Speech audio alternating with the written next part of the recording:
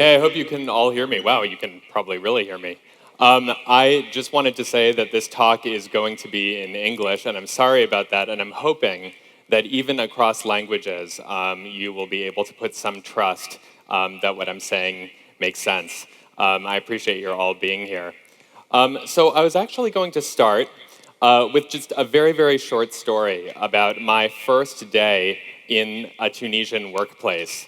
I was called into an office for a marketing agency, and it so happened that the day I was at the marketing agency, they had called in a new graphic designer to try to help them.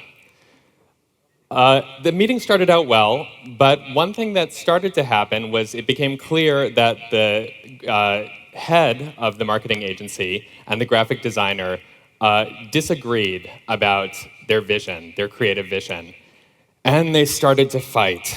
The fight lasted for a very long time. It was intimidating to me because I couldn't understand everything that was being said, although I tried. And I left the office feeling completely overwhelmed. The following day, I showed up at the same workplace, and I was stunned because I immediately learned that the boss had not only hired this new graphic designer, but given him more money than anyone else in the workplace. You can imagine how confused I must have been. Trust in the workplace, all over the world, is an incredibly important value. It solidifies and cements social relationships. It builds an atmosphere of harmony and harmoniousness in the workplace. And it encourages people to take risks that will be equitable to everyone involved. Of course, one of the ways that cultural anthropology is useful, I think, and I say this as a cultural anthropologist, is it shows us that although worldwide we all share very similar values, the ways that we perform these values are in fact quite different. This is true in America as well. In fact, in America, we have a very complex set of ways of performing the value of trust that is nuanced, but also very interesting. What are these ways of performing and securing trust? Well, as I will show you, Columbia University in New York, at the Career Education Services Center, has provided a comprehensive list of etiquette skills to help show people how to show trust in the American workplace. It's a very long list, and I'll give you a link to it here so that you can follow it on your own. But the essentials are all there, and they start by advising you to stand as straight as possible to show trust and to achieve trust, to make direct eye contact always with your superiors, turn toward people when you are speaking to them, smile as much as possible, that is typically American, right? Show deference and respect to everyone that you encounter, of course, whether they be in the upper echelons of the business or a secretary or even someone who cleans the office at night. Respect people's personal space. Respect people's personal life. This is especially important at office parties. You don't want to overshare. Arrive early to work, although the Columbia website actually encourages people to not arrive too early, because if you arrive too early, that could upset the boss. Don't interrupt anyone. There is a time and place for everything. Don't look bad. I guess that means dress as well as possible. Don't let your guard down. It gets more complicated, though, because it's not just about giving people your full attention, turning off the Facebook, turning off the Twitter. But actually, Columbia provides a really interesting set of skills, various modes of etiquette for business people who are on the go, who are traveling to other countries. Here's what they say. So if you're interested in traveling to a foreign country, it might be helpful for you to learn the language of that foreign country. It might be useful for you to learn the various holidays of the foreign country. It might be useful for you to know that you are going to be in a different time zone in the foreign country. Learning the local customs, of course, and of course, trying to respect as best you can the local food. So many rules. It's an incredible amount of rules, and it's overwhelming even to me as an American. And it's perfectly suitable as a set of rules if you're an American working in an American workplace. Why, though, is... I don't know how that got there.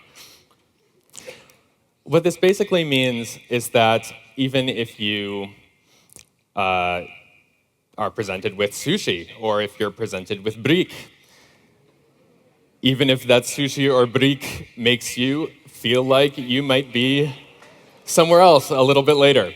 If you go to Tunisia and someone presents you with yasmin, with the jasmine flower, you should probably accept the jasmine flower even if you're allergic. So the question is, why am I interested in all of these differences? For me, these differences and studying these differences is extremely valuable as an anthropologist. But for the international traveler, I feel that these rules don't even begin to cover the range of cultural variability that we encounter in the workplace. As an anthropologist, trust, essentially, is culture. It's the way that we react to other people. We secure the ability to show that we appreciate what other people are saying. It's the way that we perform that we actually trust someone and that they should trust us. And ultimately, for me as an anthropologist, it's been an extremely useful exercise to look at these cultural differences comparatively. My name is Joel. I am an anthropology doctoral student. And for the last 15 months, I have been in Tunisia looking at the various ways that people do business in various sectors, both the formal and the informal. And one of the things that I've discovered is that, in fact, trust remains a value for all of us. But it's also really interesting to find, when you work with all of these people working in different sectors, that people have different ways of sharing. They have different ways of expressing their political ideas, their political identities, and they have different ways of essentially working together. In this talk, basically what I would like to do is I'd like to give you a basic understanding of previous anthropological approaches to trust. I'll try to make it as loose as possible for you. Then I would like to tell you a little bit about my specific experiences about performances of trust in the Tunisian workplace. And then finally, I'd like to make things a little bit more complex, and I'm sorry, but I think it's essential that we make things more complex if we're to understand how trust systems begin to change. Of course, in order for us to think about trust and the role that trust has played in the social sciences, it's useful for us to go back to the Enlightenment, when people like John Locke, David Hume, Jean-Jacques Rousseau were writing about the way that trust could operate as a social value. But let's go back even further. Let's go back to the 14th century, to Tunisia, where in fact I think we encounter one of our most important formative social scientists in world history. I'm speaking, of course, of Ibn Khaldun. Ibn Khaldun, yes.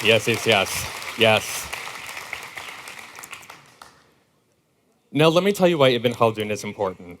Ibn Khaldun is important because he came up with a concept known as asabiya.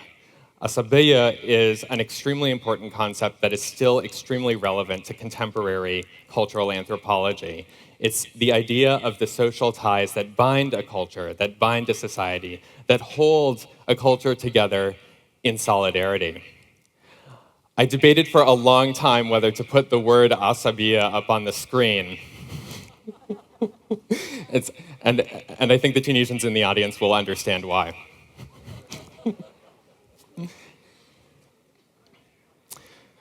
Now, the question for me is how, in anthropology, do we think about trust? How do we formulate rules for trust? Of course, it depends on which anthropologist you talk to. Um, the easiest thing to do would be to talk to a linguistic anthropologist who will give you some of the heritages of the various ways that we describe trust using words. We have el-amn, which basically is one of the earliest forms that we see trust, and it's actually Quranic. In the Quran, it's used to describe a kind of safety, a kind of protection, a kind of security. But il-amin is a very, very interesting word because il-amin is not unconditional. In fact, people should not live their lives in just a constant state of il-amin. They're supposed to understand that these ties are conditional, and the kind of trust they give is conditional on the people that they're interacting with and on how we understand other people's sense of reality. More common, ithiqa is probably the term that we're more familiar with here in Tunisia. It literally means to trust, wathaqa. Wathaqa, as some linguistic anthropologists have shown out, is an extremely interesting verb. For those of you non-Arabic speakers, the way that Arabic verbs work is there are many different forms. There are different cognates, and there are different styles in which the verbs can work. There are the forms or the patterns. And what's interesting is if we look at the root, wathaqa, we look to the fourth form, and what we get, as some linguistic anthropologists working in North Africa have shown us, is althaqa. Althaqa, which means to tie yourself. It's related to the word to trust as a verb, but it's a new verb that means to tie yourself or to be tied, to constrain. It has an idea of being constrained. Let's look at another verb just very quickly. Wakala.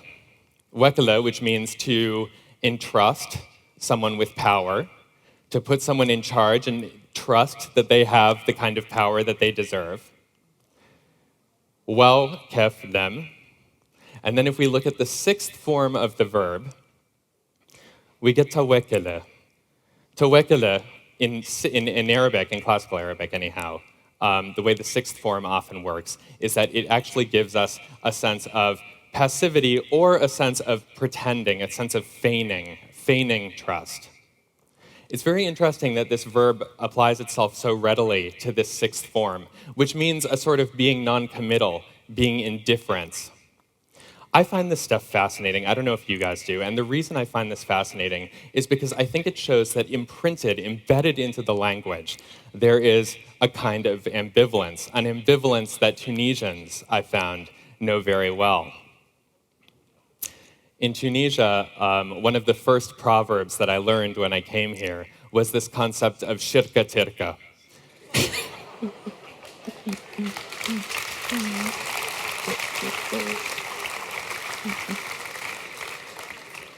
It's one of my favorite proverbs. I use it all the time. It means to collaborate with someone is to lose everything. Anthropologists for a long time have been very interested in this ambivalence that Tunisians have regarding the conditions of work and the conditions of trust. What they've found, working particularly in North Africa, some anthropologists working in Morocco, although I think the same applies here in Tunisia, is this idea of what they call relational bargaining, bargaining for trust, negotiating and mediating for trust. It's a fawd wal wasata. It's this idea that trust is not something that we have right away, but it's something that can be acquired. Just quickly, I'm going to take you through some of the ways that this works. We see in America how two people will trust each other right away when they meet face to face. I see you, I meet one of you, and I immediately form an impression of how I feel about you and whether I should trust you. It's a one-to-one kind of dynamic. In Tunisia, things work a little bit differently. In Tunisia, there's a third party. Many times, Tunisians, when they meet each other for the first time, they will drag someone else in. Whether immediately during the first meeting or afterward, they'll meet with someone to the side to discuss how they feel about the person that they just met. In America, gossiping about other people, as we saw through the Columbia list, is considered perhaps inappropriate. It can actually lead to a lack of trust. But in Tunisia, I feel that this introduction of a third person or a sort of mediator is extremely, extremely useful. And what it means is that trust is not only personal, but it's communal, it's relational. It builds society. This third person can also work as a kind of mediator, as I said, and ultimately building this community. And ultimately, I think that it's really important that we think about this dynamic. The other thing that I was just going to say that I think is important, especially for businessmen who are traveling to another country, is that they understand that certain behaviors that look the same on the surface in two cultures hold very, very different value. I told you already about my experience in the Tunisian workplace, where people were arguing and fighting, and I just couldn't believe what they were doing. And then immediately afterward, they were just showing a kind of love. In Tunisia, I quickly learned also about the idea of hogra.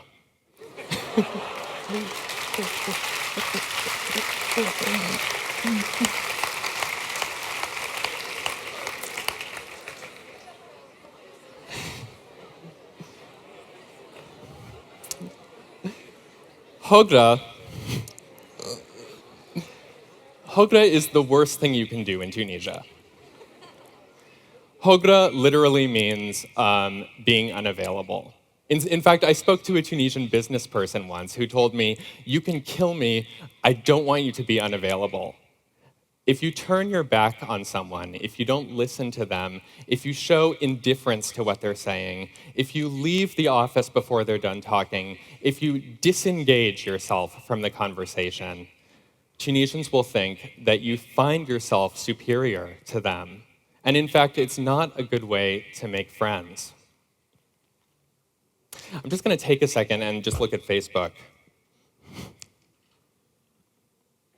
Okay, I'm back. So I was talking a little bit about the way that the various ways that we show trust. And through trust, we build a kind of social capital, or at least what we anthropologists refer to as social capital. In America, one of the secret ways that we build trust is through comparing our interests, our cultural interests, and thinking and making judgments about those people. So whether we like their clothes, if we like the music they listen to, if we like their sports teams, if we like the same politicians as them, this is how we determine, in a secret sort of way, whether we trust them, and that we know that they're cool and that they're not necessarily a nerd. In Tunisia, Tunisians are interested in very similar things. They're also interested in clothes, they're interested in music, they're interested in what kinds of sports teams, and certainly Tunisians are interested in what politicians you like. In Tunisia, however, it's a little bit, there's another factor to consider. It's not building this capital interest is not just about finding interests in common. It's about finding who else you know. It's about finding your address book, your carnet d'adresse. This carnet d'adresse is extremely important because it shows who else you can set someone up with, whether it be your favorite butcher, it be your favorite doctor. And ultimately, what we learn from this carnet d'adresse is that things like Facebook play an incredibly useful role. They're not just a distraction, but they're an indicator of who you might know in Tunisian society.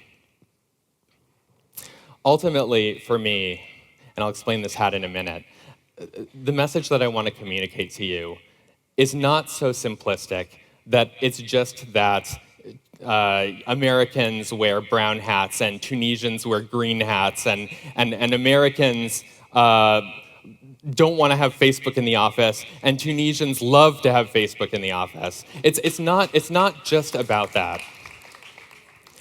The important thing to keep in mind is that, in fact, people have different ways of showing trust with different people. And as anthropologists, I think this is actually essential for our discipline to remember that people have different ways of showing trust, not only within their society, but across societies.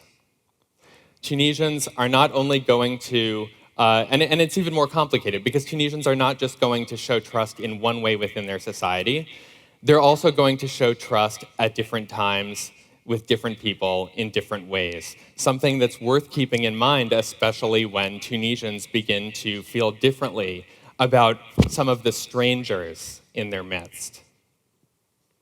I bring this up because I think this has tremendous implications for a cultural anthropology of trust. For cultural anthropologists, it's important that we look at the contours of society, not just in terms of the social dynamics within, but in terms of the relationships without, the relationships that Tunisians have with strangers, and the ways in which these dynamics can change. Because ultimately, the ramifications of this pattern tells us not only about other societies and the way we might trust them, but it helps us think about the way we might trust ourselves. Thank you very much.